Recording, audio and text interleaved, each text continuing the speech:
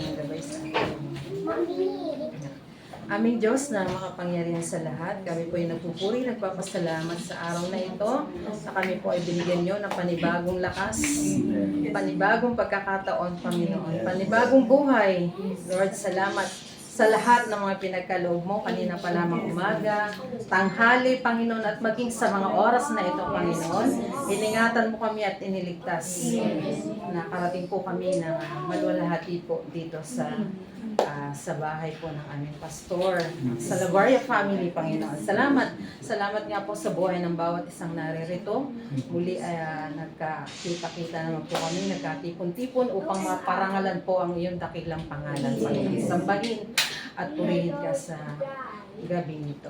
Amin pong pinasasaliksik ang aming mga puso, ang aming nilalaman po ng aming mga isip, ng aming mga kalooban. Alam mo ito, Panginoon. Alam mo lahat ito, magmula sa aming ulo hanggang talampakan. Kilala mo po kami, Panginoon. At anumang sa loobin namin sa gabing ito, anumang mga pagkakamali, pagkakasala, Panginoon, kung kami man ay naka-offend ng aming kapwa, mananampalataya man ito o hindi, Panginoon, patawarin niyo nga po kami. Lord, alam namin na lagi kaming nagkakamali, huwag po namin gawing excuse na kami po ay tao lamang at hindi kami sa tao naglilingkod. Sa iyo po, Panginoon. Kaya kung ano man po yung nagawa namin sa aming mga kapwa, ay ginawa na rin po namin ito sa iyo. Kaya, Lord, patawad sa lahat ng ginawa mo po namin pagsalangsang sa iyo, Panginoon. Salamat sa iyong kapatawaran na walang sawang iginagawad po sa amin. Salamat, Panginoon. Salamat. Sa gabi pong ito, amin pong idinudulog ang aming gawain. Magmula po sa magpapaawit, Panginoon. Kay Pastor Dong na magigitara, kay Anses na magpapaawit, Panginoon. Pangunahan niyo po sila. Pakabasbasan po ang mga awiting kanilang inihanda. Pakabanalin po ang kanilang mga labi. Sa pagtugtog at pag-awit, Panginoon, ay patuloy na ikaw yung aming makita. Ikaw yung aming mapapurihan at ang lahat ng nilalaman ng awiting ito ay sa iyo po namin malugod na ipinagkakaloob, Panginoon. Salamat, Panginoon. Hindi pa man namin naririnig ang mga awiting ito, pero Lord, alam po namin kagalakan na sa aming mga puso na ikaw ay mapaglingkuran sa pamamagitan ng mga awiting kanilang inihanda. Kaya salamat po. Purihin ka sa gabing ito, maging sa tahanan po ng Salaverria family na laging welcome po ang bawat isa, Panginoon. Pakabasbasan nyo nga rin po pakabasbasan nyo po ang tahanan ito, magmula po sa labas hanggang dito sa loob, sa taas, Panginoon, sa lahat ng sulok ng tahanan ito, Panginoon. Ikaw po ang mabuhay at kanilang masamba, Panginoon. Ang masaganang pagpapala ay patuloy po nilang maranasan, Panginoon. Salamat po ang pagmamahalan, ang pagsusuportahan sa bawat isa, Lord. Lagi po itong manahan sa kanilang mga puso. Salamat po, Panginoon. Ang lahat po ng ito, ang katagumpayan nga po ng gawain ito ay sa iyo lamang po, Panginoon. Ikaw ang aming mapuri, masamba sa espiritu at katotohanan. Sa iyo po ang papuri, pasasalamat sa tanging pangalan ng inyong anak na si Jesus. Amen.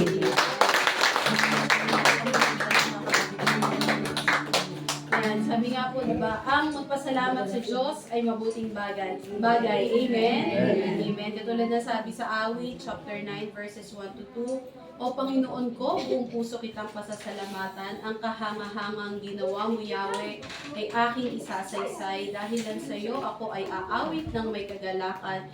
Pupurihin kita, Panginoon naming kataas-taasan. Muli, bigyan natin ng papuri talaga.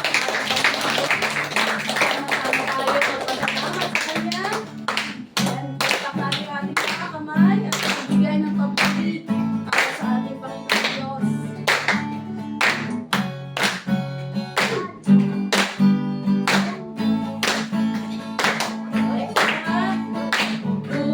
Aking mamasdan ng kalawakan, hindi ko maunawakan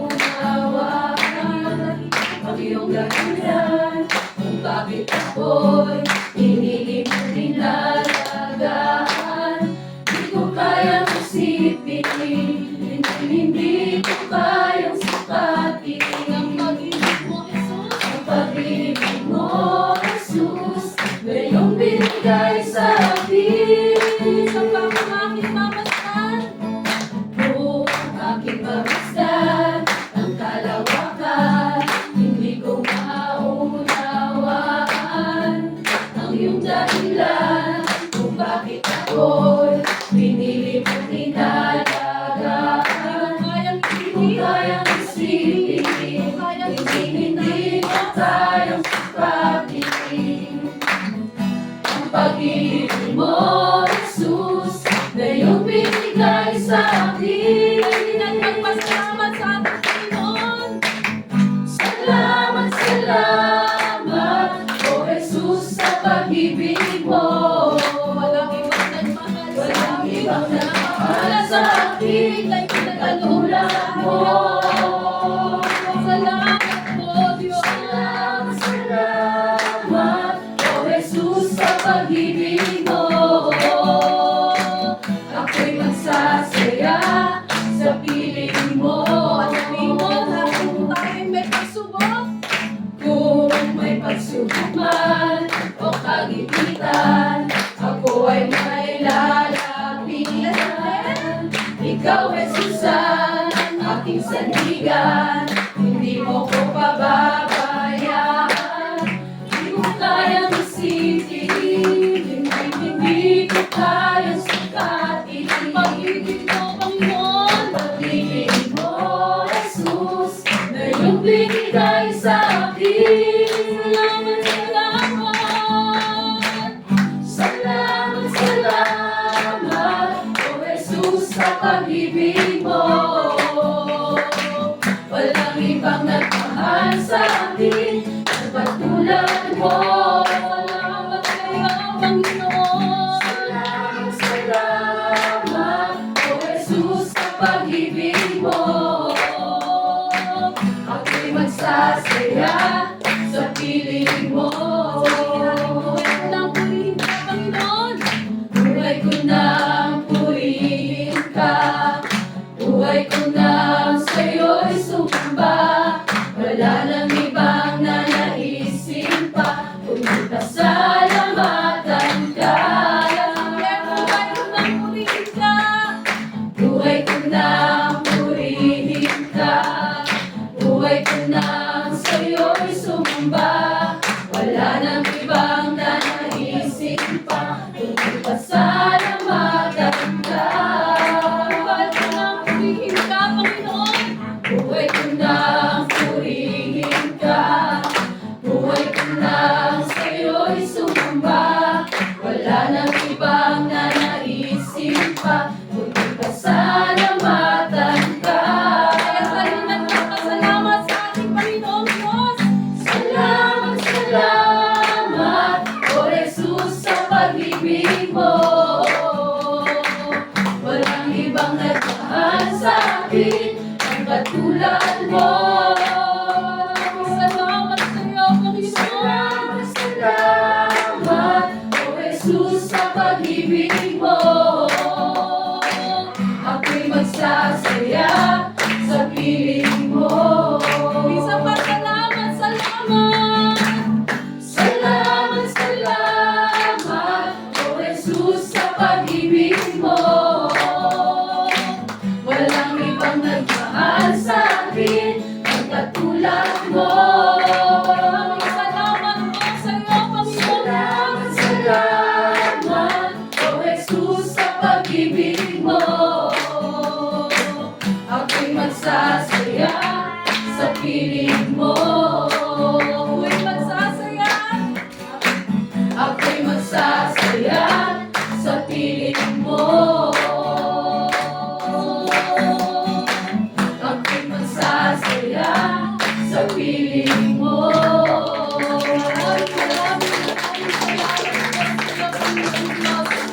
Sino nga ba kami para iyong piliin at alagaan, aming Ama?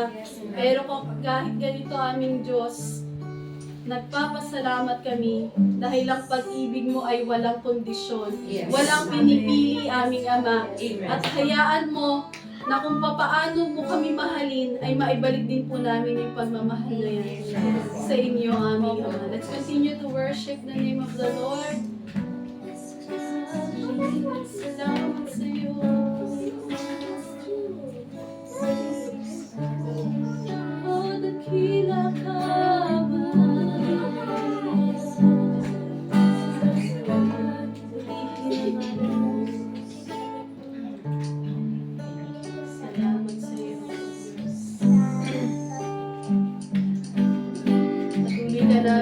purihin sa mga tinig na meron kami.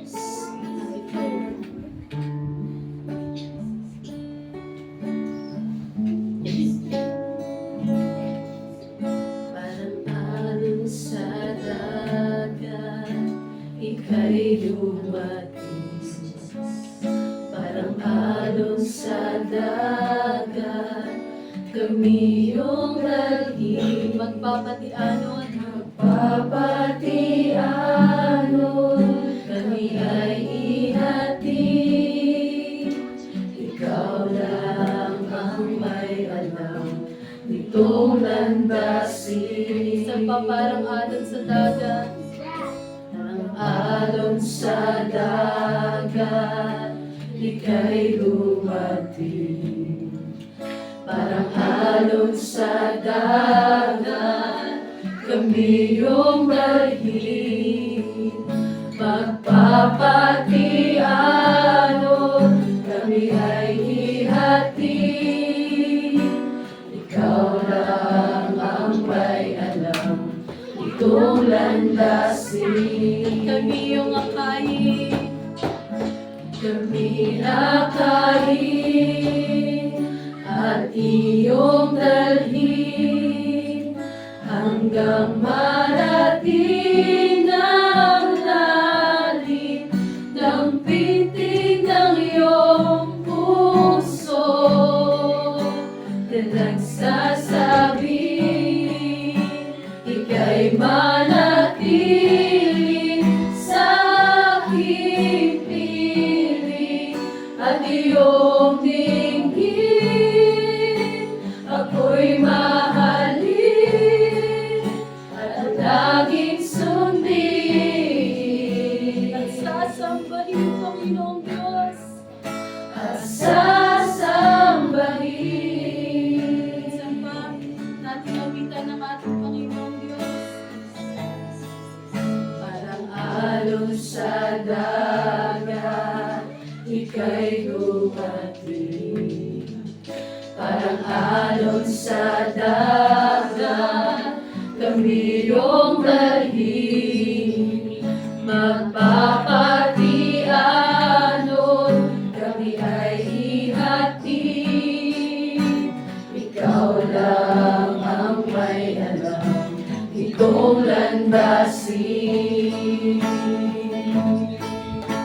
Kami akayin at iyong dalhin hanggang marating ang lalim ng pintig ng iyong puso na nagsasabi, ika'y manatili sa aking piling at iyong dinggin.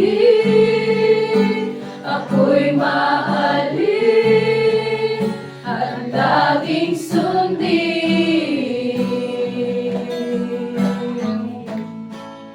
At sasambahin, kami akayin at iyong dalhin hanggang marating ang lalim ng pitig ng iyong puso na nagsasabi, ika'y manatili sa aking piling at iyong dinggin.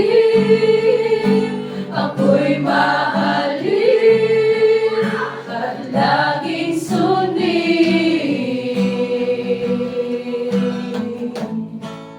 At sasambahin, kami akayin.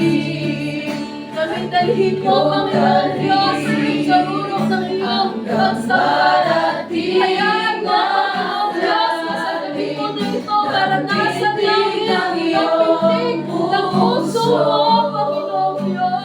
Nagsasabi, ika'y manatili sa aking piling at iyong dinggin. Ako'y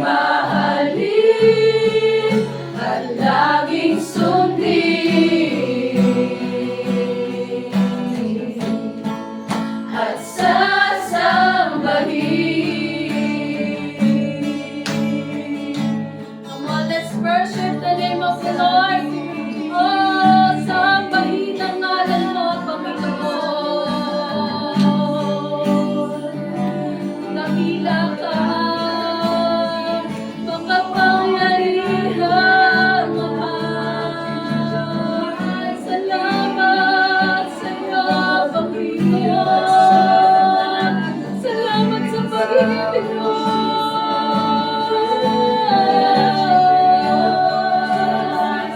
Salamat, salamat. Halina magbigay ng papuri, ng pasasalamat, ng pagkakila sa ating Panginoong Diyos. Ang Diyos na makapangyarihan sa lahat, ang Diyos na mabuti, ang Diyos na tapat, ang Diyos na dakila, ang Diyos na hindi nagbabago. Ikaw, Panginoon, tanging ikaw ang aming pupurihin at sasambahin. Aming Panginoong Diyos, abot ng aming puso.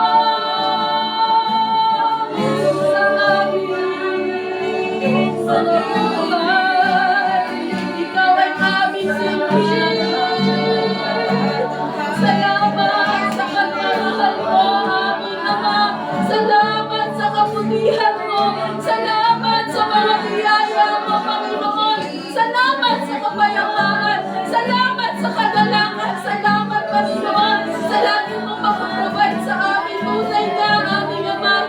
Nagpapasalamat kami na meron kaming Diyos na aming sandigan. Meron kaming Diyos na aming sanlungan. Meron kaming Diyos na kahit anumang panahon aming malalapitan. Ikaw lang yan, aming Panginoon. Purihin ka! Purihin ka! Purihin ang ngalan mo, Diyos! Hallelujah!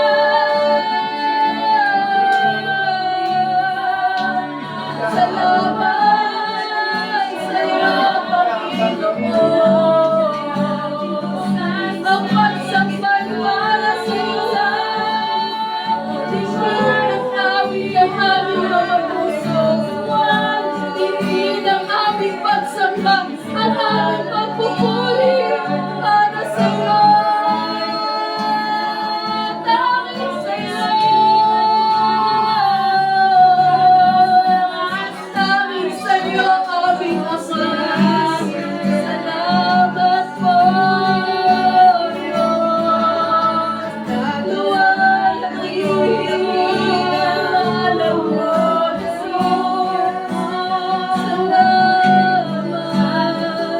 Salamat, salamat, Panginoon.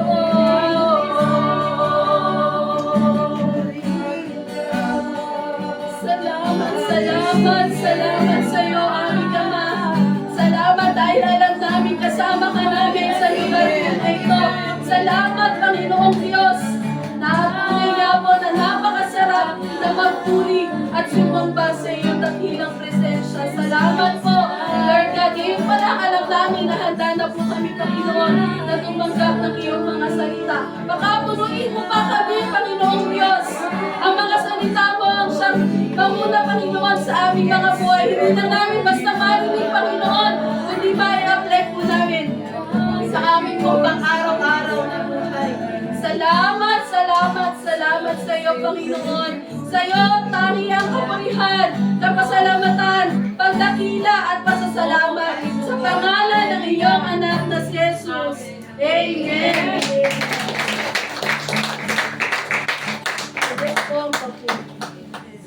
Sa ating lahat.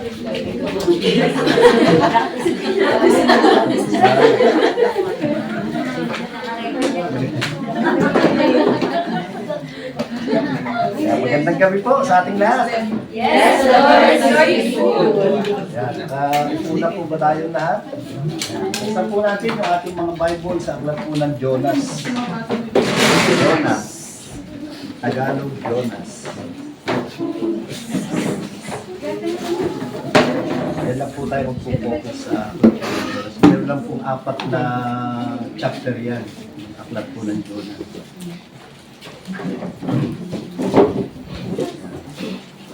Ang pamagat po ng ating pong pag-aaralan ngayon ay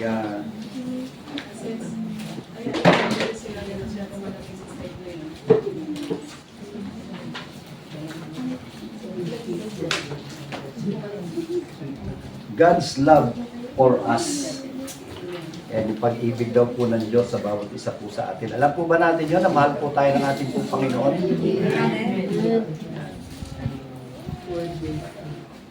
Ano the verse, Jonas? Buong aklat ng Jonas. Kanya lang po sa chapter 1. Meron hanggang 4 na chapter po yung aklat po ng Jonas. Yan. Siguro po, pagka sinabi po nating Jonah o si Jonas, ay ano po yung pumapasok po sa atin pong isipan? Yan, yung malaking isda, yung balyena, ano? Dahil lalo sa mga atin pong mga CBF, di po ba, sa mga Sunday school ng ating pong pag-aaral tuwing linggo sa mga bata. Yan, mas madalas po na itinuturo po yan, yung kasaysayan po ni Propeta Jonas. Yan, kaya nga po, nagagawin po natin pag-aaral po na ito, yan, maunawaan na po natin na kaya daw po sinulat po yung aklat po na yan sa Biblia ay ang istoryang para po ipakita po sa atin kung gaano po tayo kamahal ng ating pong Panginoong Diyos. Yan. At kung paano tayo Kanya pong hinuhubog. Kaya nga po, yung topic po natin, God's love for us. Yan. Marami daw po tayong matututunan kapag binasa po natin itong aklat po ng Diyos at hindi lang doon sa atin pong mga nabasa po sa atin o naikwento po sa atin yung kasaysayan po ng aklat po na yan. Pero mas maganda po yan,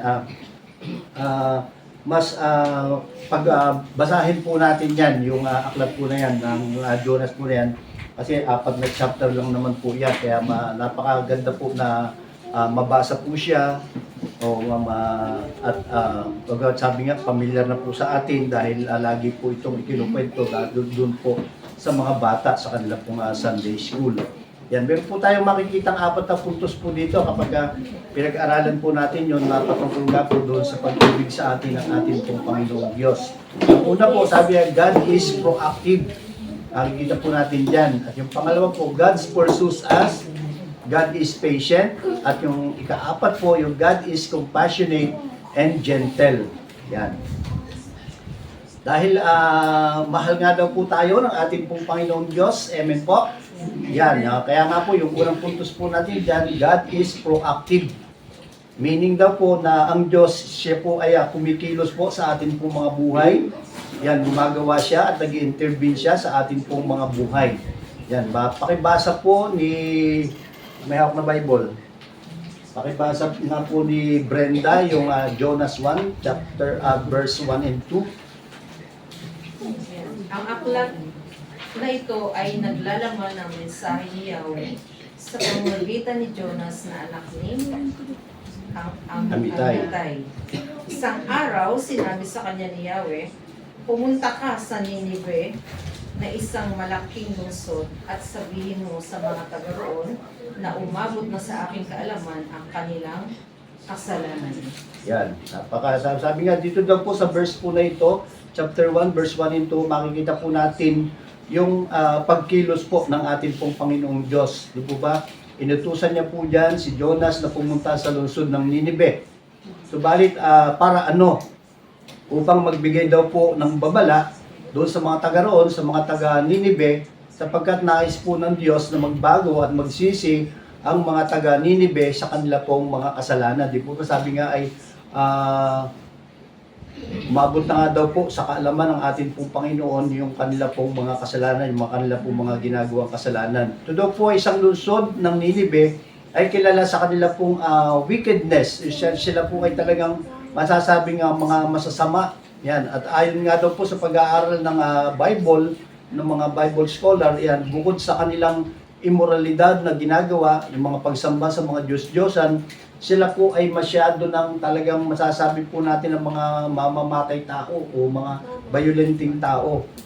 Sabi nga, they are wicked people sila po ay mga walang awa na gumagawa ng hindi maganda sa kanilang kapwa at maging sa ating pong Panginoong Diyos. Kaya nga po, nakikita po ito ng ating pong Diyos, ang mga kasamaan daw po na ito ng mga taga Ninive. At halos lahat daw po ng mga tao po dito ay kinakailangan pong hatulan. At sa pamamagitan nga po ni Jonas, na siya po ay sinusugo na magpunta doon sa Ninive upang bigyan nga daw po ng babala itong lungsod po na ito ng Ninive. Pero sabi nga ay kinahabagan pa rin po ng Diyos yung lugar po na ito o yung Ninive. Kaya nga po inutusan niya si Jonas upang bigyan nga po sila ng babala sa puot ng Diyos na maaari nilang maranasan kung hindi sila magbabago. Yan. Ngunit alam naman po natin, di po ba, yung istorya na yan na nakasulat po sa Biblia na bakit napunta si Jonas doon po sa tiyan ng balyena. Dahil po siya po ay hindi sumunod sa ating pong Panginoon. Yung pinapagawa sa kanya sa halip na sundin niya yung Panginoon, nabigyan niya ng babala yung lugar po ng Ninive, ang ginawa niya po, siya po ay tumakas. Sabi nga ay siya daw po ay nagtago sa ating pong Panginoon. Meron nga daw po mga ibang kwento, mga ibang pangaral na hindi sila naniniwala sa kwento na ito ni Jonas na ito daw po ay totoong nangyari. Hindi po ba? Sabi nga ay kung ikaw ay kainin ng isda, di ba? Siyempre, meron ding kanyan. Meron, kung malakas yung kanyan ay talagang kaya-kaya kang tunawin. Diba? Sabi nga, sa loob ng 3 araw, di po ba, nanatili siya doon sa tiyan ng balyena o sa loob ng katawan ng balyena. Kaya po, marami rin nga rin daw po yung mga hindi naniniwala sa kwento po na ito. Sinasabi po nila na ang kwentong ito ay isang parabola lamang.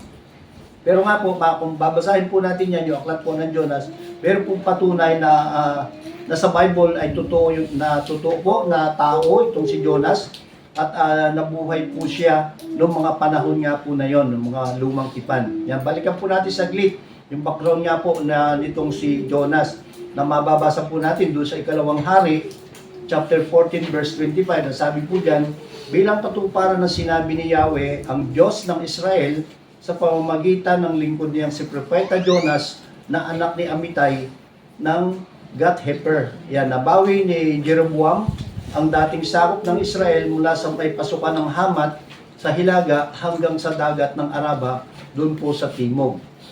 Yan, dito po pinapakita po na si Jonas ay isang tunay na tao at propeta ng Diyos. Amen po? Yan, siya po ay nag-prophesy tungkol sa mangyayari doon po sa lugar po ng Israel, kung paano sila magtatagumpay laban sa kanilang mga kaaway. Yan. Kaya sabi nga, dahil dito, ito daw po ay yung nakatatak sa puso at isipan niya na siya ay propeta at siya po ay naglilingkod para lamang sa bansang Israel at hindi para sa kanilang mga kaaway na bansa na tulad nga po ng Ninive. Yan. Kaya nga po yung lugar po na ito ng Ninive ay kaaway po ito ng bansang Israel.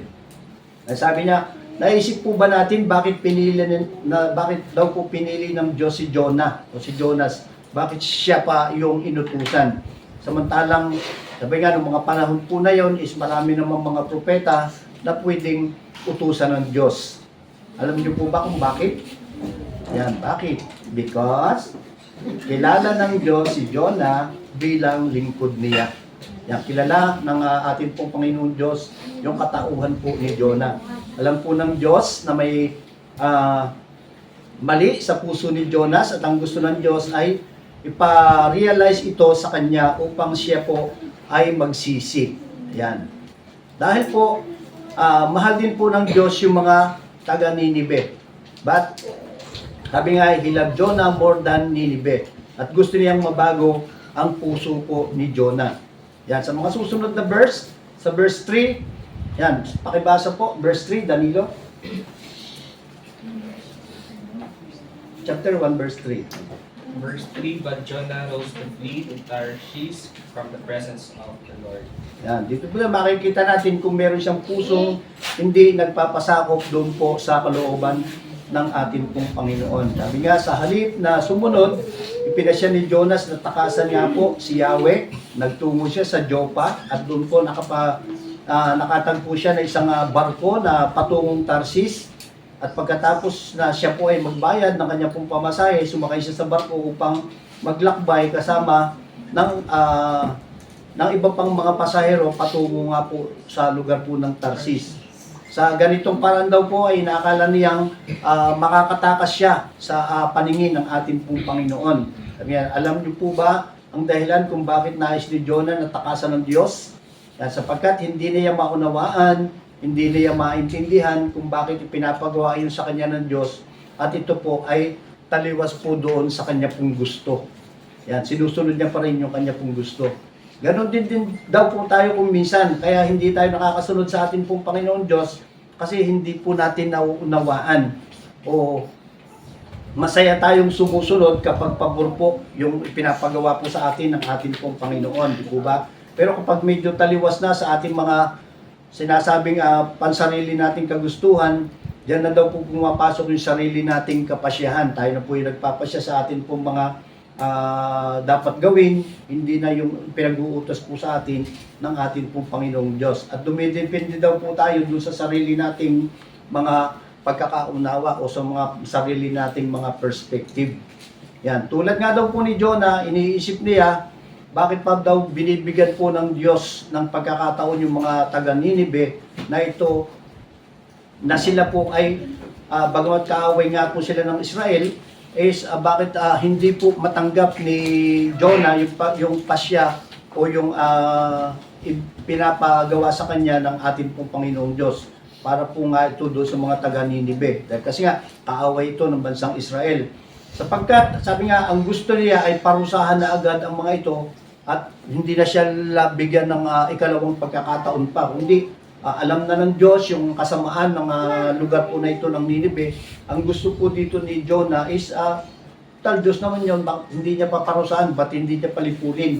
Bakit ginagamit pa siya, inuutusan pa siya na magpunta sa lugar na yun upang bigyang babala yung mga tao nga po doon. Kaya sa halip na pumunta sa Ninibe, itong si Jonas, upang magbigay nga po ng babala sa mga taga roon, tinakasan niya nga po yung atin pong Diyos. Parang bang sinasabi niya na, hindi, Lord, ayokong pumunta doon, ayoko silang bigyan ng babala dahil kaaway sila ng Israel. Yan. Kaya ano po yung ginawa niya? Pumunta siya sa isang port, o anong tawag doon? Pantalan. Yan, sa lugar po ng Joppa, at siya po ay sumakay sa barko, nagbayad siya ng pamasahe papuntang Tarsis. Ito pong Tarsis sa ngayon, yan, tingnan po natin na ito pong, yung lugar po ng Tarsis po na ito sa ngayon, ito po ay yung lugar po ng Spain.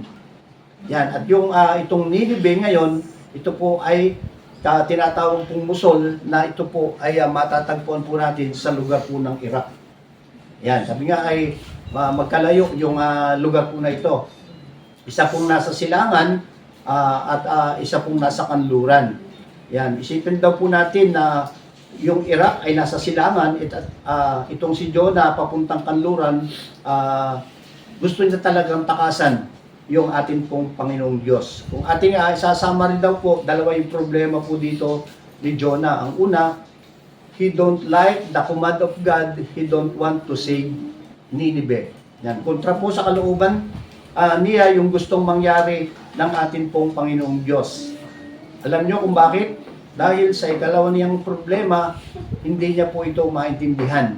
O hindi niya, bakit hindi niya maintindihan itong pinapagawa ng ating, sinasabi natin na itong ating pong Panginoon Diyos, siya po ay tapat, di po ba? Siya po ay banal, na kung bakit hindi pa niya hukuman o hindi niya pa parusahan ng Ninibe na sinasabi nga po na mabot na sa kanyang kaalaman yung kanya pong mga kasamaan. Hindi po maintindihan ni Jonas na kung gusto pa ng Diyos na bigyan ng pagkakataong magbago itong mga makasalanan po na ito. Yan, ganyan din daw po yung kung paano po mag-isip itong si Jonah. Ano po yung pinapakitang uri ng puso dito ni Propeta Jonah? Siya po ay sabi nga ay pinatigas niya yung kanyang puso, nagkaroon siya ng disobedient heart para po sa ating pong Panginoon. Gayun din minsan, di po ba? Gayun din tayo kung minsan. Dahil hindi natin maintindihan ang will ng ating pong Panginoon, yan, sa ating buhay, gumagawa tayo daw po ng ating pong mga sariling kaparaanan o sariling paraan. Yan, hindi natin maipagkakatiwala yung lahat-lahat sa ating pong Panginoong Diyos. Kaya gumagawa tayo ng mga desisyon, yung mga desisyon natin base sa ating mga kalooban at sa ating pong mga perspective. Di po ba? Yan. Sabi niya dito, bigyan ko kayo ng isang ilustrasyon. Halimbawa, meron pong mag-asawang matapos po magpakasal ay hindi sila naging masaya sa kanyang buhay mag-asawa, kaya inisip po nila mistake daw po yung kanilang pong pagpapakasal. O sinabi ng isang sinabi ng isang babae na parang nagkamali siya sa kanya pong naging desisyon ng pagpapakasal. Kaya daw po, sabi niya, nag-pray po siya, Panginoon, sabi niya doon, alam kong mahal mo ako at ang gusto mo ay maging masaya ako, pero hindi ako masaya sa aking asawa. Kaya alam ko, your will for me is to divorce. Sabi niya. Kaya gano'n yung naging kaisipan niya, dahil sabi niya parang nung siya po ay nag-asawa, nagpasya siya na magpakasal, ay parang lalong naging malungkot yung kanya pong buhay. Kaya nanalangin siya na makipaghiwalay na lang doon sa kanya pong asawa. Sa nakita po nating ilustrasyon na ito ng buhay mag-asawa, para bagang andali-dali, di ba, na mag-isip na one-sided lang yung kanya pong tinitingnan. Kinuha lang niya yung kanya pong side, di ba? At yung salita ng Diyos na pabor lang po sa kanya, ngunit nilabag naman daw po niya yung utos ng ating pong Panginoong Diyos. Yan. Ganon po si Jonah mag-isip. Mahal mo kami, Panginoon. Sabi niya, mahal mo ang bansang Israel, kaya dapat hatulan mo na at parusahan yung bansang Nineveh, yung lugar po ng Nineveh, at huwag nang iligtas dahil sila po ay makasalanan. Kaya nga po, nung si Jonah po ay nag-disobey doon po sa ating pong Panginoon, nung hindi siya sumunod sa ating pong Panginoong Diyos, alam niyo po ba kung ano pong nangyari? Ano sumunod na ginawa ng Panginoon? Yan, yung pangalawang puntos po natin.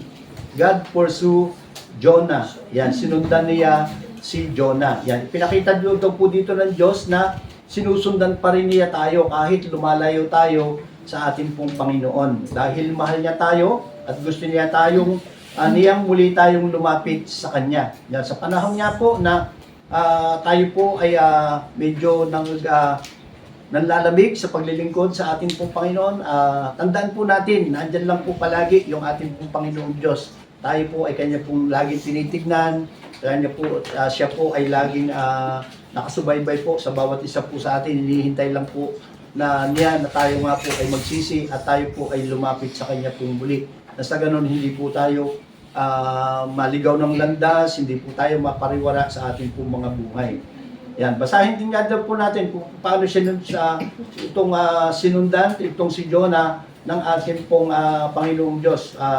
Pakibasa po sa verse 4 at chapter 1 verse 4 and 5. DJ.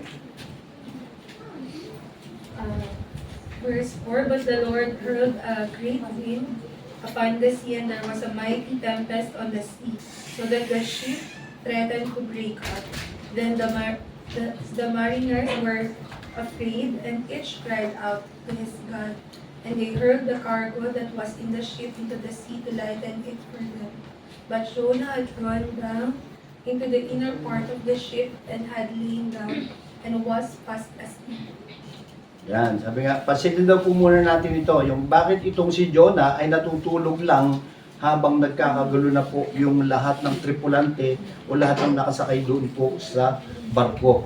Yan, alam niyo po mga kapatid, kapag ikaw daw po ay lumalayo sa presensya ng ating pong Panginoon Diyos, ang sabi niya, your heart becomes callous, nagiging matigas po yung ating pong puso. Wala na daw po tayong pakialam, parang sinasabi po natin na bahala kayo diyang magkagulo.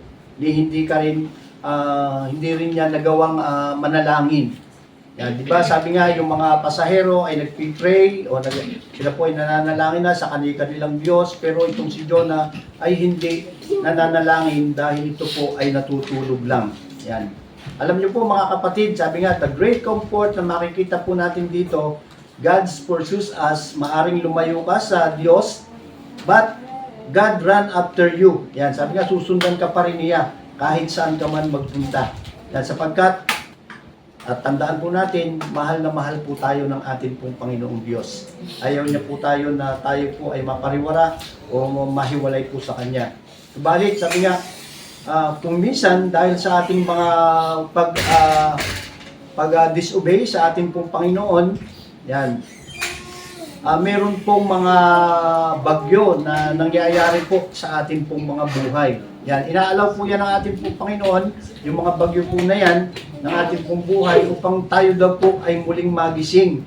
O tayo po ay, sabi nga, ay matauhan. At muling tayo po ay magkaroon po ng pagkakataon na tayo po ay lumapit sa Kanya. Tulad ng ginawa nga po ng Panginoon Diyos doon po kay Propeta Jonah. Yan, malinaw po na sa bawat pag-suway po natin, o sa bawat mga kasalanan, o sa bawat mga consequences na atin pong mga nagagawa, o bagyo man ang atin pong buhay, ayan, sabi nga ay may balik po yan, sooner or later. Bunga po yan ng ating pong disobedience sa ating pong Panginoong Diyos. Ayan. Kaya nga po, kapag ka daw po tayo ay sumusuway sa ating pong Panginoon, isipin po natin na tayo po ay nasa panganib. Yan, tulad ng nangyari nga po kay Jonah, yan, hindi po siya hindi lang po siya ang mapapahama, kundi yung maging mga tao na kanya pong mga kasama, kung maging yung kanya pong sinasakyan na barko. Yan, kaya nga po mga kapatid, sabi nga, we must avoid the unnecessary storm sa ating pong mga buhay. Yan, by being obedient sa kanyang mga salita. Amen po ba? Yan, maging masunurin daw po tayo na kung sino o kung ano ang kalooban ng ating pong Panginoon. Yan, basahin din po natin susunod, si Jewel, basahin sa verse 6. Nakita siya ng kapitan at ginising, "Hoy, tulog ka ng tulog dyan. Bumangon ka at manalangin sa Diyos mo. Baka sakaling maawaan tayo at iligtas sa kamatayan." Yan. At sa talata nga daw po niya, ipinapakita po ng Diyos kung gaano niya kamahal ito nga pong si Propeta Jonas. Yan. Dahil hindi niya pinayagang patuloy na matulog lang itong si Jonas, ipinagising siya ng kapitan ng barko at inutusan po siyang manalangin sa kanya pong Diyos. Yan. Sabi nga ay, maaaring sabi daw po ng kapitan, ano ba't nagagawa mo pang matulog? O tulog ka na lang ng tulog dyan. Aba, kami naman dito ay nagkakagulo na dahil sa bagyo na sa bagyo na kanila pong nararanasan. Sabi sa kanya, di ba, bumangon ka dyan at manalangin ka sa iyong Diyos at baka sakaling kaawa niya tayo at iligtas tayo sa kamatayan. Yan. Kita po ninyo, di ba? Ayaw po ng ating pong Panginoon na tayo po ay patulog-tulog. Yan, sabi mo nga sa katabi mo, pakita mo, ayaw ng Panginoon na tayo patulog-tulog. Dapat may pagising-gising din. Yan. Kaya nga, sabi nga ay, gusto daw po ng Panginoon na tayo po ay laging lumalapit sa Kanya sa pamamagitan niya po ng panalangin at yung pagsunod po sa Kanya pong kalooban. Amen po ba? Yan. Sa verse 7, pakibasa ni Rubian. Finally, the sailors got together and said, Let's ask our gods to show us who caused all these troubles. It turned out to be Jonah. Yan, sabi nga, di ba? Nag-usap-usap nga daw po yung mga tripulante, yung mga tauhan ng barko. At sila nga po ay nagpalabunutan pa. Yan, sa pamamagitan nga daw po ng pagpapalabunutan ay malalaman kung sino yung dahilan ng lahat ng nangyayari po na yun na unos na kanila pong dinaranas. Kaya nga po, noong panahon po na yun, ay talagang usong-uso po yung mga ganong palabunutan. Kaya nga po, at ginawa po nila yon at na bunot nga po doon yung pangalan nga po ni Jonas. Kaya sabi nga ay, na-imagine ko lang yung senaryo, di po ba, na maaari nung naghamong itong mga tripulante na magpalabunutan, tayo para malaman natin kung sino yung mga may kasalanan o kung tayo po, kaya bakit tayo binabagyo o bakit tayo nakakaranas ng ganitong lakas ng bagyo. Yan, maaaring sabi nga itong si Jonah, ito po habang ginagawa nga po yung kanila po nga palabunutan, maaaring si Jonah nga po, siguro mga sandali na ito, siya po ay kinakabahan, di po ba? At maaaring iniisip-isip niya, nako, patay na kapag nabuking ako. Yan, sabi nga ay siguradong naroon sa kanyang puso na siya po ay guilty, di po ba? Alam niya na kaya naranasan nung barko na yon habang sila po ay papunta doon sa lugar po ng Tarsis, ay talagang alam niya na siya po ay ang mayroong kasalanan nun dahil siya po ay hindi naman doon inuutusan ng Diyos, di po ba? Upang bigyang babalaan yung lugar nga po ng Ninive. At ganun nga po yung nangyari. Nabunot po yung kanyang pong pangalan at kaya nagkabukingan na nalaman nila na siya pala yung dahilan kaya sila dumaranas ng matinding bagyo habang sila po ay papunta nga po ng Tarsis. Yan. Akala po dito ni Jonah nakalusot na siya. Yan. Akala niya makakapagtago na siya sa kanyang ginawa pero dahil sabi nga God pursue him. Yan, minsan talaga nilalantad ng Diyos daw po yung atin pong mga kamalian. Minsan ipapahiya pa nga po tayo, di po ba? Para lang ma-realize po natin na mali tayo at kinakailangan po nating magbago upang magbalik loob at tayo po ay sumunod sa kalooban nga po ng ating pong Panginoong Diyos. Yan nga daw po yung purpose ng ating pong Panginoon at yan daw po yung isa sa mga dahilan kaya kung minsan may mga bagyo tayong nararanasan sa ating pong mga buhay. Tandaan po natin, if you are belongs to God, He pursue you always. Yan, amen po? Amen. Yan. Pero kung hindi ka naman talaga sa Kanya in the first place, yan, ibang usapan na yon. Amen po? So if even, bawat isa po sa atin, lalong-lalo na tayo po na tumanggap sa ating pong Panginoon, na tayo po ng mga naligtas, alam po natin na tayo po ay para sa Panginoon. Amen po? Yan, sabi nga, so ganun nga po yung nangyari, nagkabistuhan na. Yan. Ano po yung sinasabi doon sa verse 8 and 9? Pakibasa nga po ni Juby. Yan.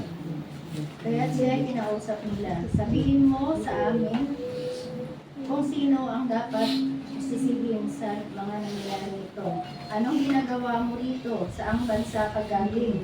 Taga saan ka at anong lahi mo? Yan, sa verse 9, sumagot si Jonah, ako ay isang Hebreo at sumasamba ako kay Yahweh, ang Diyos ng kalangitan at lumikha ng dagat at lupa.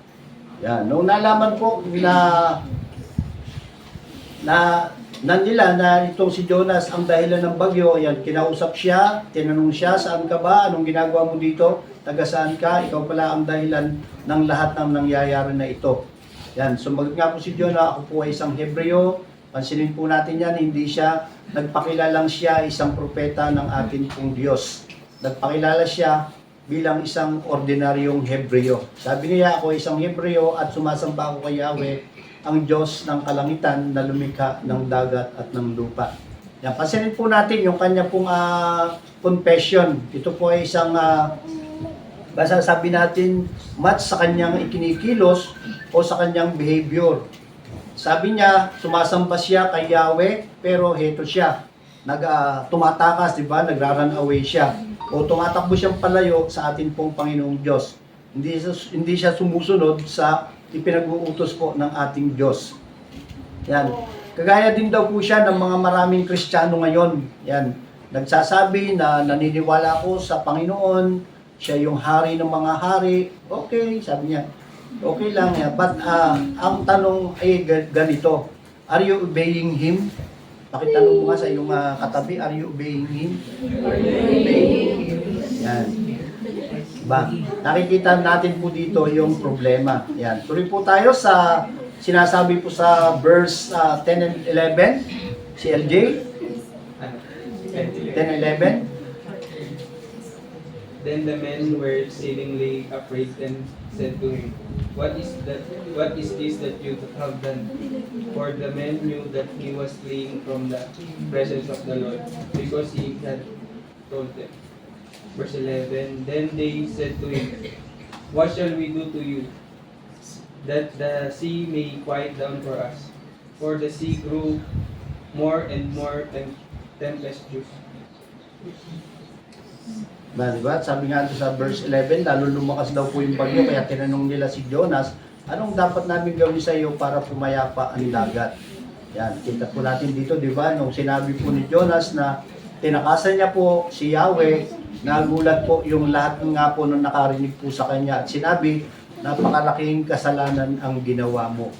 Yan, nangyari na ba daw po ito sa atin pong mga buhay na tayo po ay nasyak dahil sa nalaman mo na yung tipong yung magiging reaction mo ay bakit nangyari ito? Oh, bakit nangyari ito yung ganitong sakuna? Yan. Yan po yung naging reaksyon ng mga kasama po ni Jonah doon po sa barko nung nalalaman nila ang ginawa po ni Jonah na tinakasan niya nga po ang ating pong Panginoong Diyos. At sinabi pa sa verse 11, lalo lumakas nga po yung bagyo.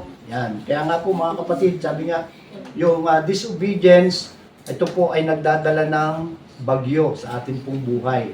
Amen po? Alam niyo kung bakit? Yan, sapagkat minamahal ng Diyos at Kanya pong dinidisiplina ang Kanya pong mga anak. Yan. Basahin nga po yun natin yung sinasabi po doon sa sinasabi po sa Hebreo chapter 12 verse 6, sapagkat dinidisiplina ng Panginoon ang mga minamahal niya, pinapalo ang itinuturing niyang anak. Amen po? Yan, sabi nga, kung tayo daw po ay belong sa ating pong Panginoon, yan, mahal po tayo ng ating pong Panginoong Diyos. At kapag ka daw po tayo ay nagdi-disobey po sa Kanya, ayan, tayo po ay Kanya pong dinidisiplina. Amen po? Yan, kaya nga po, tuloy po tayo sa kwento. Yan, dahil nga po, lalo pang lumalakas itong bagyo, tinanong nila si Jonas, ano yung dapat namin gawin sa iyo para pumayapa ang dagat? Ano po yung sinagot po dito ni Jonas? Sa verse 12. Ashley. Verse 12, He said to them, Pick me up and hurl me into the sea, then the sea will quiet down for you, for I know it is because of me that this great tempest has come upon you. Verse 13, Nevertheless, Sabi niya, ihagis ninyo ako sa dagat. Yan, di po ba?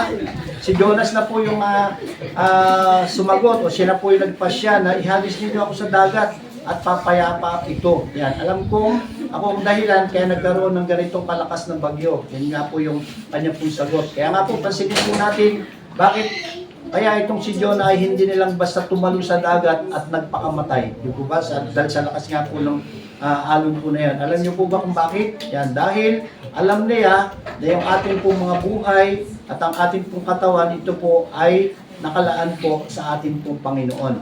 Yan, wala daw po tayong karapatang kitlin ito. O wala po tayong karapatan na ito po ay kaya nga po yung sinasabing mga nag-suicide, yan, hindi po dapat natin pinuputol yung ating pong mga hininga.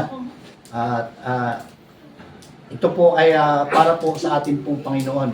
Kaya nga po, pinapakita daw po dito na hindi talaga siya 100% na tumalikod sa Panginoon Diyos dahil meron pa rin po siyang naramdaman na takot sa ating pong Diyos.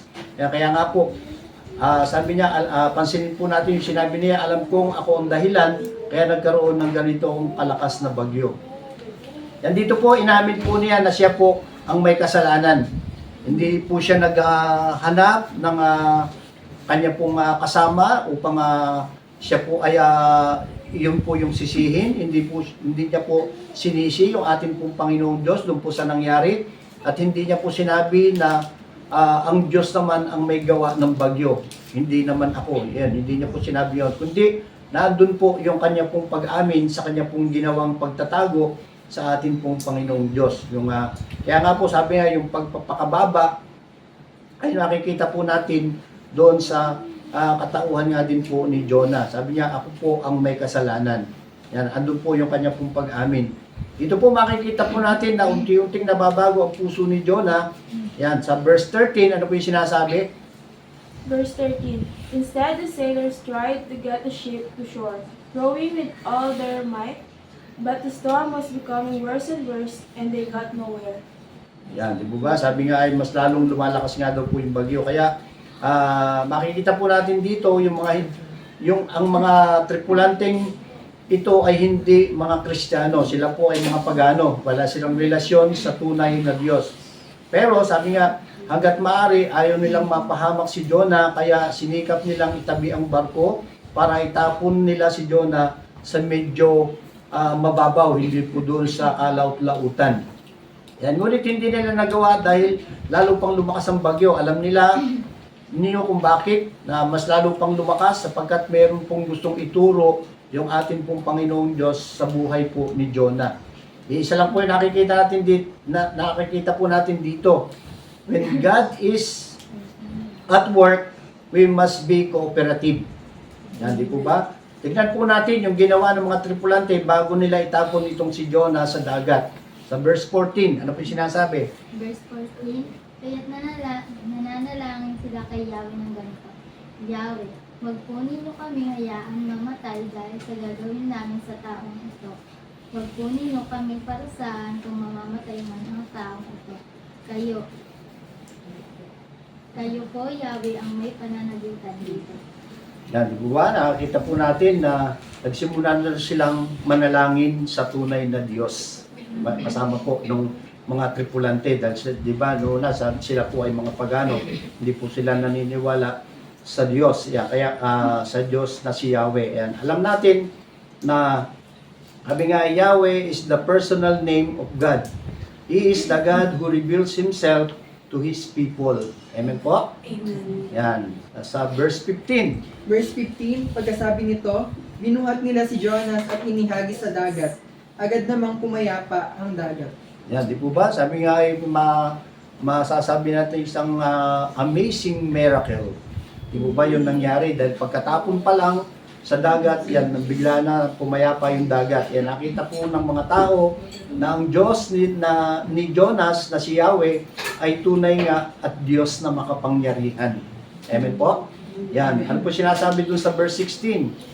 Dahil dito, nagkaroon sila ng matinding takot kay Yahweh, kaya't sila'y nag-alay ng handog at nangakong maglilingkod sa Kanya.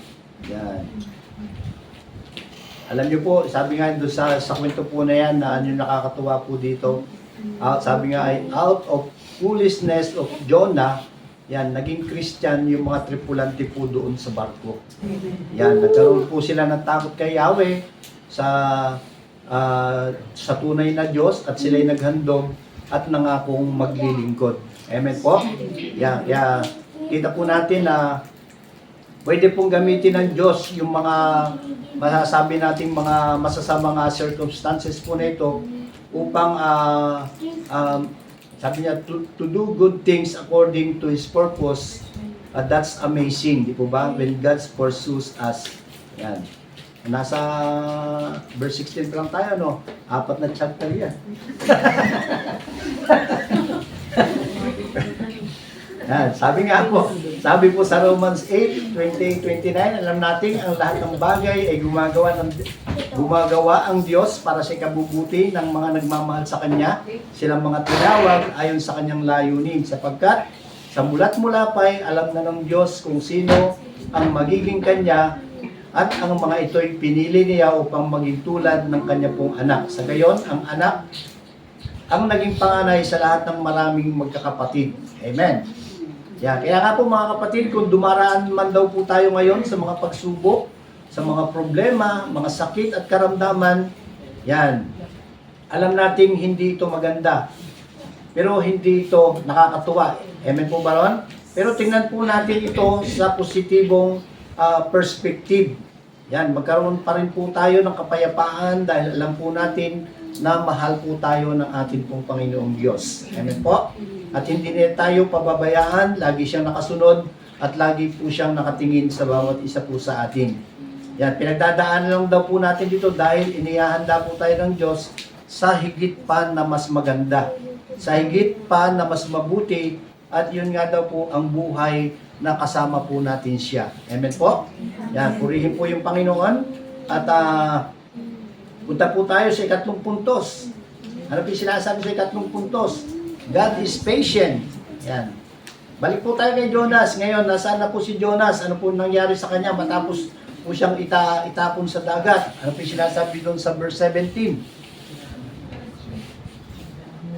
Dito sa Yahweh nilamon si Jonas ng isang dambuhan ng isda at siya ay nanatili ng 3 araw at 3 gabi sa tiyan nito. Yan, sabi nga ay naisip ko lang po, maring ang Diyos daw po ang may sabi na Jonah, ang tigas-tigas ng puso mo, ayaw mong mag-pray, ayaw mong humingi ng tulong sa akin, kaya ito, ipapakain kita sa malaking isda. Yan, ano po ang sunod na nangyari? Natutong tumawag po dito yung, natuto po siyang tumawag sa Diyos, itong si Jonas, at siya po ay nanalangin habang siya po ay naroon niya po sa loob ng tiyan ng isang balyena. Yan, na-imagine niyo po ba yung kalagayan niya po doon sa loob ng tiyan ng isda? Yan, maaring, di ba, yung loob po ng, yung bitukan ng isda po ay talagang masasabi nating madilim, malansa, maraming mga kinain doon ng mga kung ano-ano. Yan, ano po yun? Nasa chapter 2 na po tayo. Basahin ng chapter 2, verse 1 and 2. Sister Krisha. Habang si Jonas ay nasa tiyan ng isda, nanalangin siya ng ganito, Yahweh, nang ako'y nasa kagipitan, nanalangin ako sa iyo. At sinagot ninyo ako. Mula sa daigdig ng mga patay, ako'y tumatawag sa inyo. At dininig ninyo ako. Yan, di ba? Ano po dito yung sinabi ni Jonah? Yahweh, nang ako'y nasa kagipitan, nananalangin ako sa inyo at sinagot ninyo ako. Amen po? Yan, ano po yung nakikita po natin dito? God is patience. Yan. Tandaan po natin mga kapatid, God never give up para po sa atin. Yan, maybe sa ibang tao, siya po ay nag-give up, maaring lang sabihin, ayoko na sa iyo, surrender na ako sa iyo, but God never give up on you. Yan, pakisabi mo sa katabi mo, God never give up on you. God never give up on you. Yan. Dahil daw po, tayo po ay mahal na mahal ng ating pong Panginoon. Amen po? Ano po yung natutunan po natin dito sa kay Jonah? Yan po yung sinasabi po doon sa verse 9 and 10. Chapter 2, verse 9 and 10. Verse 9, ngunit ahawit ako ng pasasalamat at sa inyo ay maghahandog. Tutuparin ko ang aking mga pangako o Yahweh na aking tagapagligtas. Verse 10, pagkatapos inutusan ni Yahweh ang isda na iluwag si Jonah sa dalampasigan. Yan, di po ba?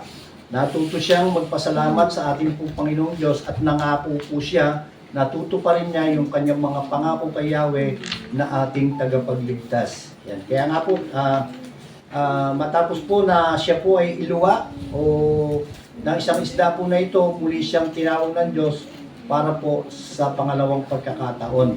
Yan. Ano po yung sinasabi sa chapter 3, verse 1 and 2? Chapter 3. Chapter 3, verses 1 to 2. Muling sinabi ni Yahweh kay Jonas, pumunta ka sa lungsod ng Ninive at ipahayag mo ang mga pinapasabi ko sa iyo. Yan. Ano po yung naisipakita po sa atin dito ng ating pong Panginoong Diyos. Sabi nga, God give chances. Yan. God give chances. Parang sinasabi ng Diyos, o ngayon, binibigyan kita ng pangalawang pagkakataon, gawin mo na ngayon ang ipinapagawa ko sa iyo. Kaya nga po, sabi niya, pumunta ka sa lungsod ng Ninive at ipahayag mo ang mga ipinapasabi ko sa iyo. Yan. Sabi nga, parehas din, di po ba? Yung unang-una siya, nung bago siya tumakas papuntang Tarsis, yun din yung bilin sa kanya, o yun din yung command sa kanya ng ating pong Panginoon. Yan. Ano po yung sumunod na nangyari sa verse 3 and 4? Chapter 3. Verse 3. Napunta nga si Jonas sa Ninive. Malaki ang lungsod na ito. Aabuti ng 3 araw kung lalakarin pabagtas. Siya'y pumasok sa lungsod. Pagkaraan ng maghapong paglalakad, malakas niyang ipinahayag. Dugo namin ng Nineveh, pagkaraan ng 40 araw. Yan, nakita po natin, di po ba? Ngayon na nga daw po na sumunod na siya na pinapagawa sa kanya ng ating pong Panginoong Diyos. Yan, pumunta na nga po siya sa Nineveh at siya po ay nagpahayag ng isang napaka-ibising mensahe lamang, di ba? Sabi nga ay, yung titignan po natin yun ay 7 words lang po yun. Gugunawin ang Nineveh pagkaraan ng 40 araw. Yan. Ano po yung mapapansin natin dito? O, di ba, mapipil po natin na siya po ay nagsasalita ng walang yung totoong pag-ibig sa kanya pong kapwa. Parang ganito lang, sabi niya, parang ganito ang gusto niyang iparating. 40 days na, 40 days lang at kayo ay mamamatay na. Yan, sabi niya, 40 days lang, lahat kayo ay mawawala na. Sabi niya ay walang pag-ibig na mararamdaman sa kanya pong pagsasabi na yun doon po sa mga tao. Kaya nga po, alam niyo po ba kung bakit? Sabi nga, sapagkat in the first place, ayaw naman talaga niyan na magsisi itong mga taga Nineveh. Sapagkat sabi nga ay sila po ay masasabi nga sila talagang kaaway po sila ng bansang Israel. Sapagkat ang gusto nila ay maparusahan sila ng Diyos. Yan. Yan po yung gustong mangyari po ni Jonas na talagang sa kabila nga po na yung Nineveh, yung lugar po na ito ay sobrang makasalanan na. Gusto niya na gano'n na lang, gunawin na lang ng Diyos o parusahan na lang ito ng Diyos. Pero nga po, sabi nga, isang kamanghamanghang nangyari dahil kahit gano'n daw po yung kanya pong pagpapahayag, doon po sa mga tao, doon po sa Nineveh, yan, naniwala po sa kanya yung mga tao po doon. Yan, sinasabi po doon sa verse 5 and 6. Verse 5, naniwala ang mga taga-roon sa pahayag na ito mula sa Diyos. Kaya nag-ayuno sila ang pagdamit ng sako bilang tanda ng lubos na pagsisisi at pagtalikod sa kanilang mga kasalanan.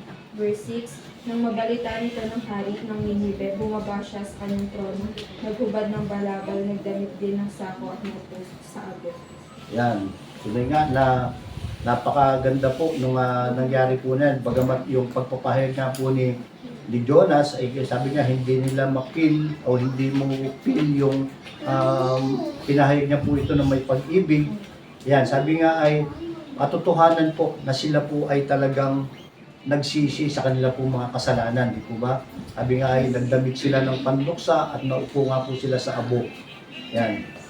Ano po yung sinasabi doon po sa verse 10?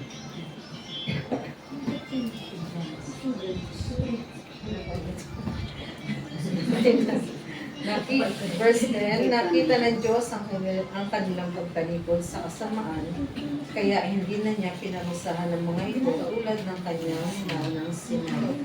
Nakita po natin, di ba? God changed His plan because people change. Yan, kung nagbabago man po yung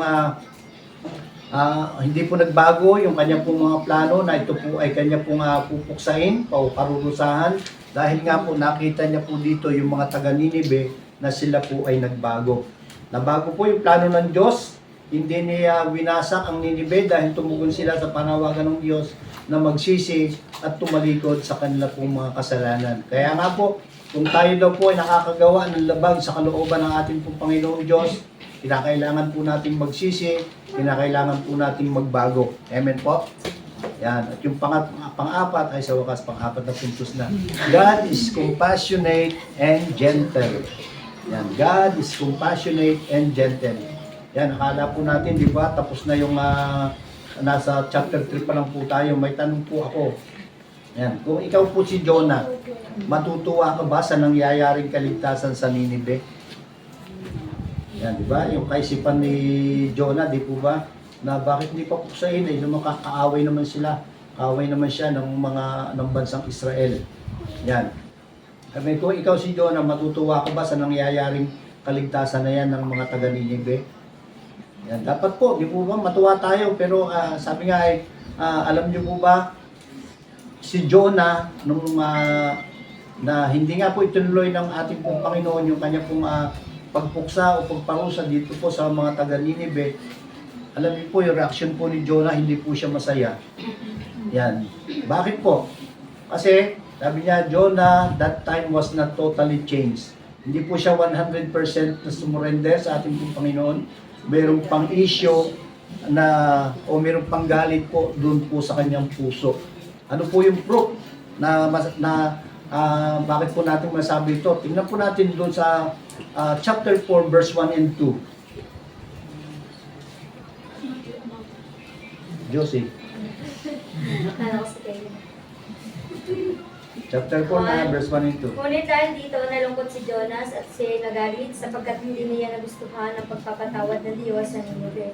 Kung kaya't siya ay nanalangin, O Yahweh, hindi ba bago pa ako magpunta rito, ay sinabi kong ganito nga ang gagawin ninyo. At ito ang dahilan, kaya ako tumakas patungong Tarsis. Alam kong kayo ay Diyos na mahabagin at mapagmahal, hindi madaling magalit at wagas ang pag-ibig. Alam kong lagi kayong handang magpatawad. Yan, diba? Sabi nga ay nagalit daw po siya dahil hindi niya nagustuhan yung ginawa nga pong pagpapatawad ng Diyos doon po sa mga tao sa lugar po ng Ninive. Yan, sabi nga, bakit ganito itong si Jonas na ito? Bagamat nagpatawad na nga po yung Diyos, sa kanya hindi natanggap. Yan, kaya nga po sa verse 2, muli siyang nanalangin. Basahin po natin, sinasabi po doon, di ba na doon sa, nabasa po natin doon sa verse 2. Yan, kilala nga po ni Jonas ang Diyos. Alam niya na ang mga katangian ng ating Diyos, na ang ating Diyos is loving, gracious, compassionate, and gentle, slow to anger. Yan. At ito naman daw po yung dahilan kaya ayaw niyang pumunta sa Ninive at ayaw niyang patawarin ng Diyos ang mga taga Ninive. Dito kita po natin na talagang may problema po dito po nga po sa puso nitong si Jonas. Subalit, sabi nga, God in His mercy, hindi daw po niya hinahayaang mapahamak yung mga taga Ninive.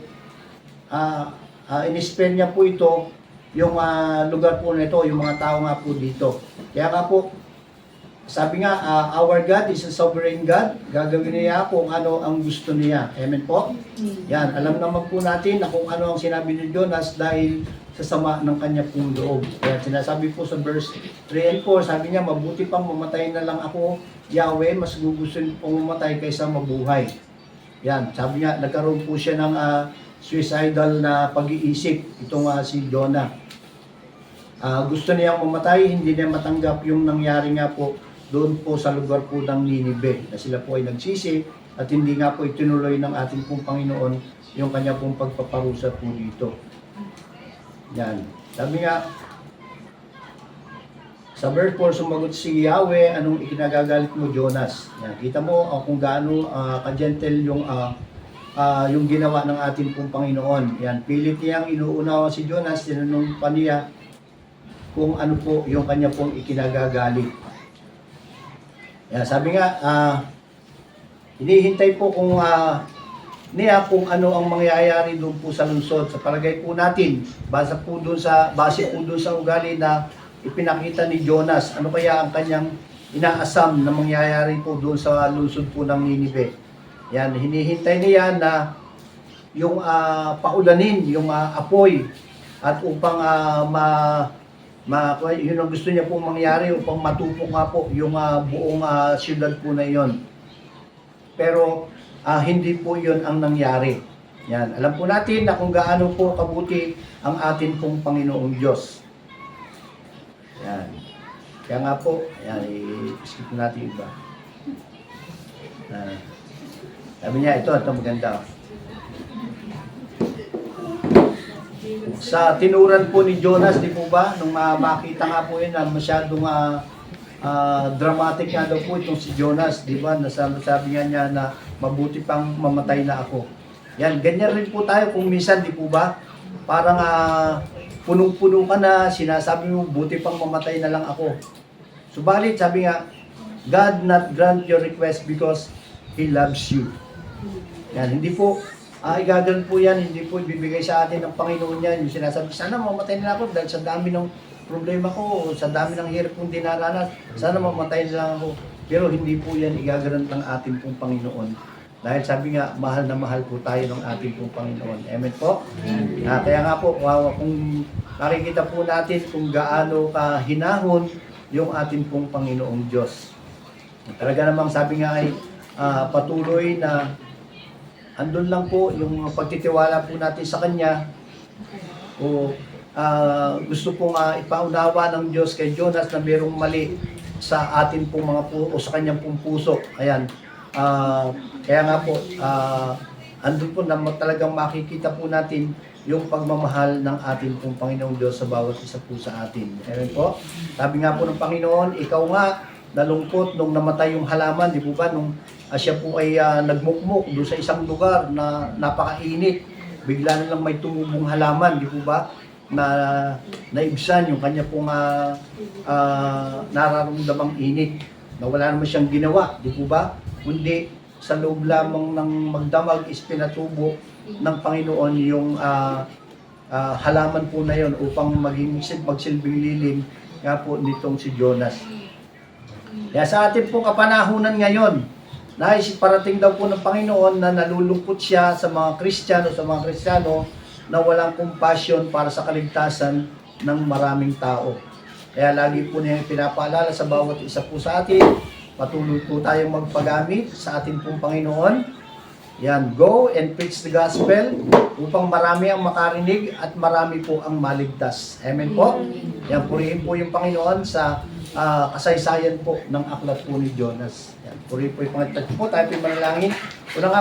Tunay nga po, Panginoon, kami po nagpupuri, nagpapasalamat sa inyong mga salita po na ito, sa aklat po ni Jonas, Panginoon, nanawa, hindi lamang po yung kwento na siya po ay tinapon sa dagat at kinain ng isang balyena, hindi po doon, kundi, Panginoon, alam po namin na kung gaano niyo po kamahal yung mga taong nagsisisi, Panginoon, nanunumbalik sa inyo, alam po namin po, Panginoon, na ikaw po ay laging nariyan po, Panginoon, lalong tigit po, Panginoon, sa inyong mga anak, sa inyong mga anak po na ito na pumilala sa inyo bilang Panginoon at sariling tagapagligtas. Gamitin niyo rin po kami po, Panginoon, bawat isang Kristiyano, na kami po ay magpahayag po, Panginoon, ng iyong mabuting balita ng kaligtasan at tunay nga na mas marami pa yung tumanggap sa inyo bilang Panginoon at sariling tagapagligtas sa pamamagitan po namin, bawat isa po sa amin po, Panginoon. Salamat po, ito po aming samot dalangin sa pangalan ni Jesus. Amen. Amen.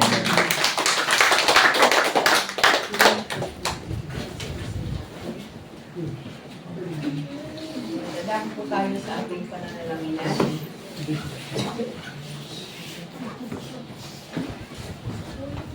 Kaya yun pong may katanungan po dito, yan po pong basahin sa inyo. May mga kondisyon ba para sagutin ng Diyos ang ating mga panalangin? Yan, sagot. May mga tao na ayaw sa panalangin may kondisyon. Ngunit ang katotohanan, ayon sa Biblia, may mga kondisyon sa panalangin. Itong sinabi ni Jesus na anumang hingin ninyo sa panalangin ay tatanggapin ninyo kung nananalig kayo. Ayan, mababasa po natin yun sa Matthew 21:22. Ngunit kahit isa sa nanalitang ito, may isang kondisyon tayong makikita sa panalangin, ang pananampalataya. Kung susuriin natin ang Biblia, makikita natin na may iba pang mga kondisyon sa panalangin.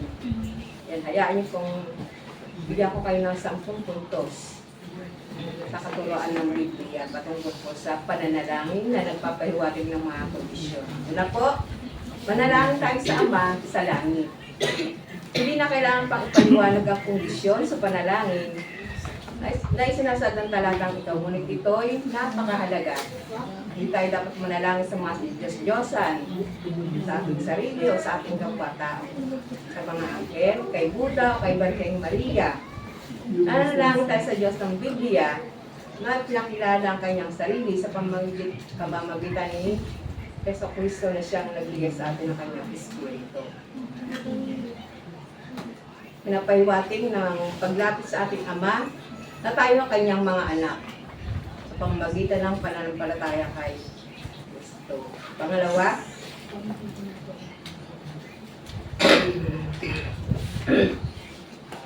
manalangin tayo para sa mabubuting bagay.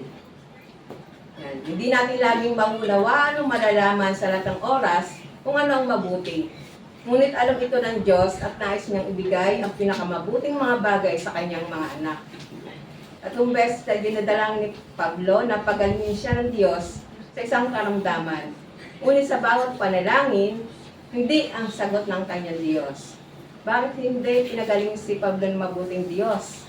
Dahil may mas magandang bagay ang Diyos para kay Pablo. At ito ay ang buhay na ipinamumuhay ayon sa biyaya ng Diyos. Tumigil si Pablo sa pananalangin para sa kagalingan at nagsimula siyang magalak sa kanyang kahinaan. Yan, mababasa po natin sa 2 Corinto 12:7-10. Pangatlo po, manalangin tayo para sa ating mga pangangailangan. Yan. Ang pagbibigay ng prioridad sa kaharian ng Diyos, ang isa sa mga kondisyon sa panalangin. Ang pangako ay ang pagkakaloob ng Diyos sa ating mga pangangailangan, hindi para sa ating kapritsyo.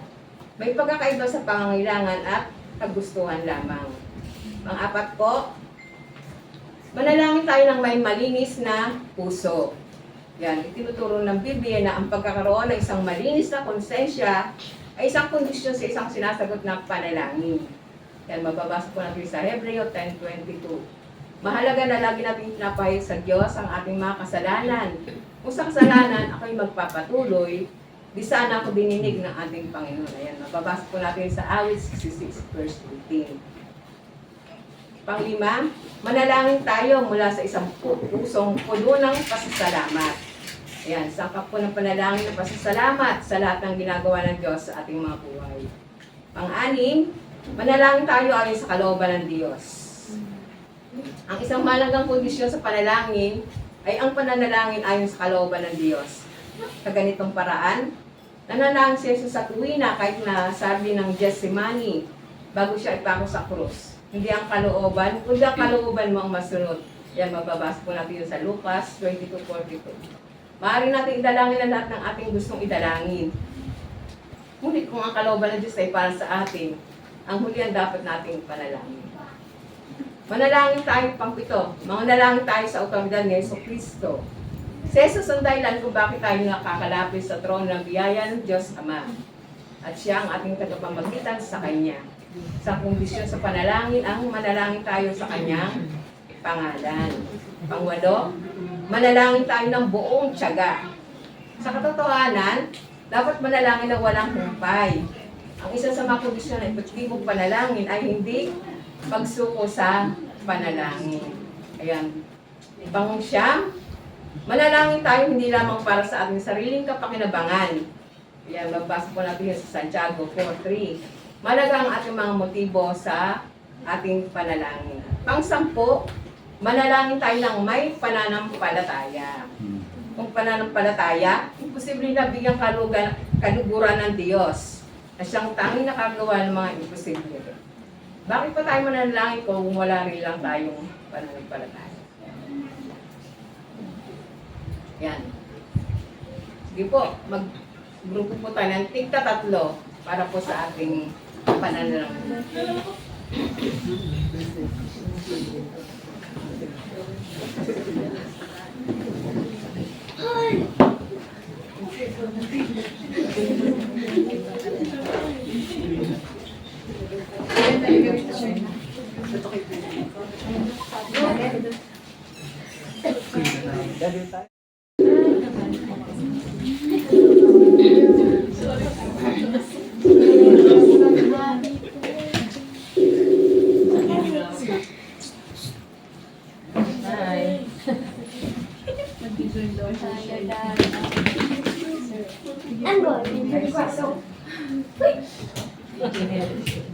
Go pray tayo.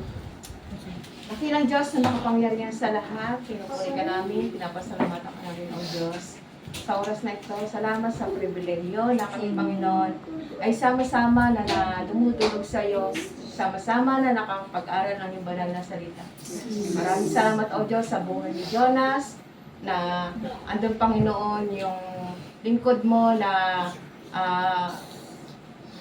kung siya man po, Panginoon, ay hindi sumunod, andun pa rin po, Panginoon, yung pagpapala mo na pinagkaloob sa Kanya. Kaya natutunan po namin na ang pagsunod ay isang pagpapala. Kaya naman, O Diyos, patuloy nga po na ma-exercise po namin yung yung paglilingkod sa iyo na nandun o Diyos na hindi po kami magrereklamo, kundi sumunod lang kami ng sumunod ayon po sa iyong kalooban, Panginoon.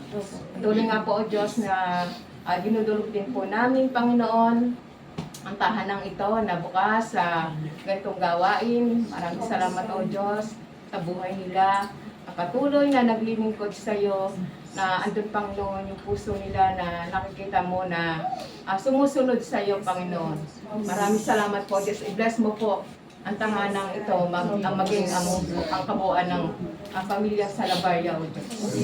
Maging sa amin pong pagbibigay. Patuloy nga po o Diyos na pagpalain mo ang bawat kamay, magkakaloob. Ba't niyo po na siksik-liglig at umaapaw pa sa bawat kamay na magkakaloob. Maraming salamat po Diyos. Pinupuri ka namin, pinapasalamatan ka namin sa tanging pangalan mo, Jesus. Amen.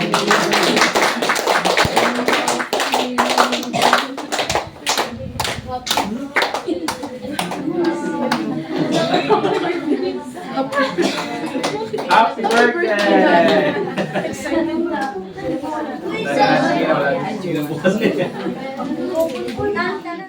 Palakpakan po natin si Lord sa kabuuan. At tingin-tingin na lang po tayo sa mga GC natin. Yan, sa praise and worship. Mission! Magbabalik na kayo sa Sabado. Ayan, may mission Sama po po tayo. tayo humayo sa lugar ng Steel. Ayun mga teacher Ay, po. Jericho po. Sa Sa Saturday. Saturday po. Ay, saba kasi. Ay, hindi po naman kasi yan. Totoo. Second Saturday. Joke lang po. May mission po tayo. Lahat po ng mga BBS teachers, panawagan po. Sama-sama po tayo mag-follow up para po sa ating mga naging students ng BBS. Then, pag-pray po natin yun, yan, kumilos po ang Panginoon sa kanila pong mga buhay. Wala naman na pong mga iba pong mga gawain sa mga susunod na linggo po. Okay. Sige po, pangukasan na po tayo ni Pastor. Eh, nahayaan din po natin dito yung magbe-birthday po bukas. HBD.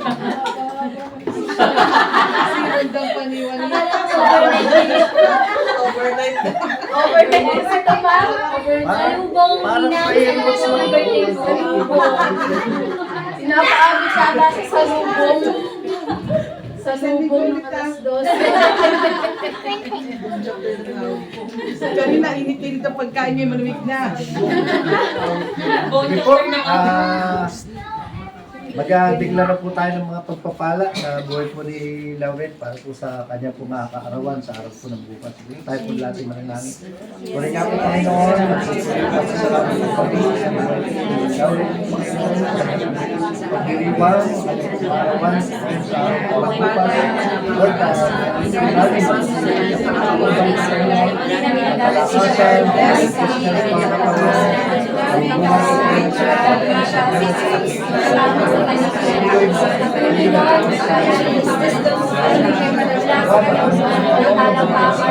Lord,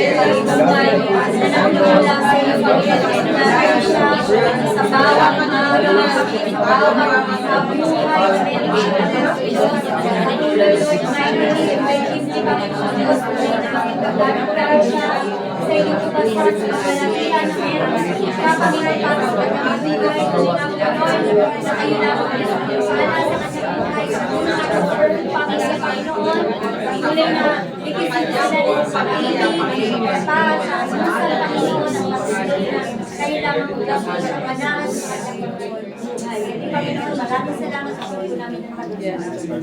Yes, Lord, tuloy nga po Panginoon, nagpupuri, nagpapasalamat po kami sa gawain po na ito na aming pong naranasan. Salamat po Panginoon sa mga inyong mga salita na aming pong pinagbulay-bulay. Nawa po Panginoon, alam po namin na sa aming pong mga ginagawang paglilingkod, ikaw po ay siyang patuloy na nariyan, sumasama, nag-iingat sa bawat isa po sa amin. At alam po namin po Panginoon na mahal mo po Panginoon yung lahat ng inyong mga anak po. Salamat at patuloy na ang inyong pag-iingat, patuloy din po namin maranasan palagi. Mga biyaya at pagpapala, patuloy din po karana sa bawat isa po sa amin. Sa amin pong pansamantalang pag-iwahiwalay, patuloy Lord na dalangin po namin na inyong pag-iingat sa mga kapatid po namin na ito na dinako sa amin pong tahanan.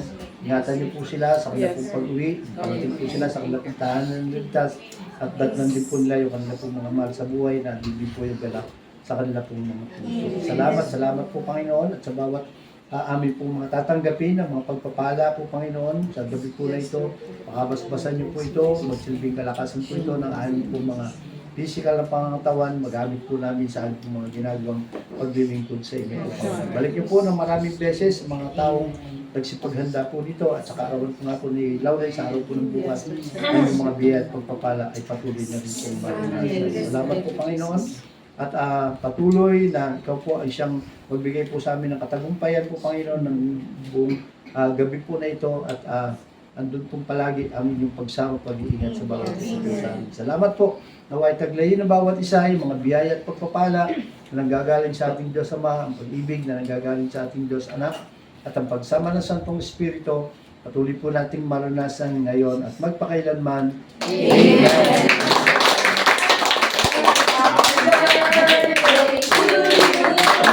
Happy birthday to you. Happy birthday, happy birthday, happy birthday to you. Happy birthday to you. Happy birthday to you. Happy birthday, happy birthday, happy birthday to you. Happy birthday. Ano na kayo? Ayun na.